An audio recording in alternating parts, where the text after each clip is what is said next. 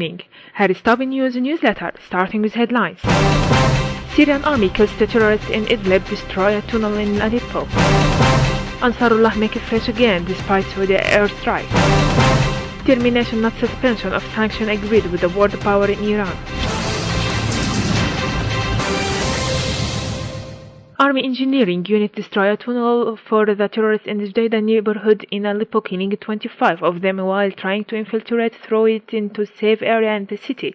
Army units killed over 200 terrorists, destroying an armored vehicles and more than 15 vehicles equipped with heavy machine guns in Idlib countryside.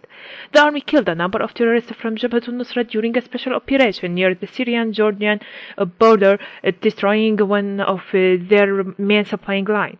An army unit destroyed a of terrorists in killing several terrorists and injured many in Atman town in Daraa countryside. Units of the army and armed forces killed a number of Jabhat al-Nusra terrorists and injured others in the countryside of Al-Qunaitra, southern province. Meanwhile, a unit of the army and armed forces killed scores of terrorists in the western farm in Damascus countryside province. Army units killed scores of terrorists and destroyed a number of their vehicles in Aidun, Latin Amnia, Kifr Zita in Hama countryside. Despite the Saudi airstrikes, Yemeni army supported by Ansarullah movement made fresh against in Yemen captured the provincial government headquarters in the southern city of Aden. The resistance fighters advanced during the night to reach the central district of Malla, where they took the local seat of government, including the governor's officer, as the official said. The Yemeni army bombarded militant hubs in Malla and inflicted heavy losses upon them.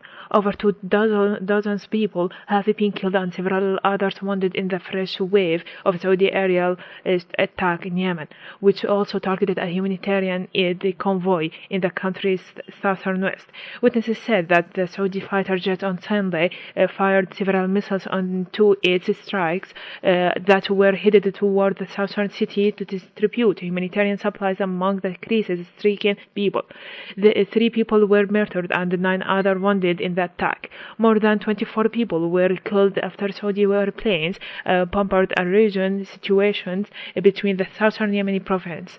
Saudi airplanes also struck another region situations between Al-Baida and Shabo provinces. There were no immediate reports on possible casualties. Iranian President Hassan Rouhani dismissed the U.S. officials who claimed that Tehran and the world power have agreed on the suspicion and of the sanction against Iran, retreating that both codes will be lifted forever under a final deal.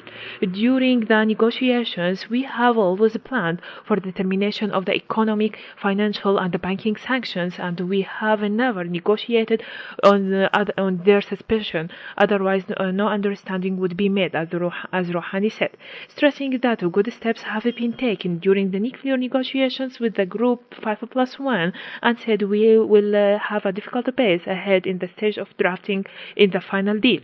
Iran's deputy lead of negotiator Abbas Araghchi dismissed as the wrong interpretation the recent statements made by the U.S. State Department's spokesman about the Lausanne statement issued by Iran and the group 5+1.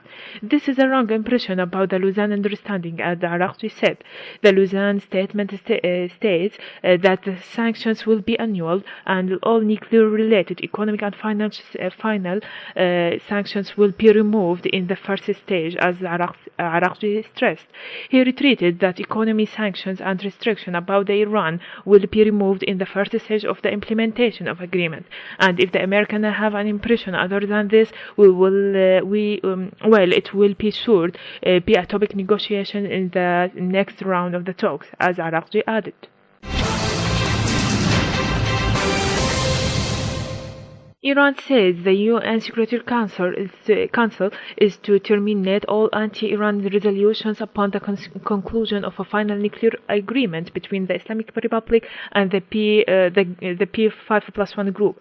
The UN body will adopt a new resolution terminating all the 6 nuclear-related resolutions as soon as Tehran and the group, comprising Russia, China, France, Britain and the US and Germany. Striking the accord, Iran's Foreign Minister Mohammad Javad Zarif said, Iran and the Group B5+1, along with the officials from the European Union, reached a mutual understanding on Tehran's nuclear program after 8 days of marathon talks in Lausanne, Switzerland.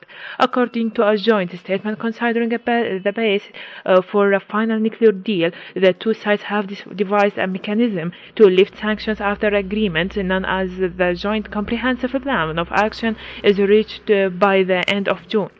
The joint statement reached by Iran Foreign Minister Mohammad Javad Zarif in person late Thursday implementation of the JCPOW shortly after its adoption as the United Nations Security Council resolution.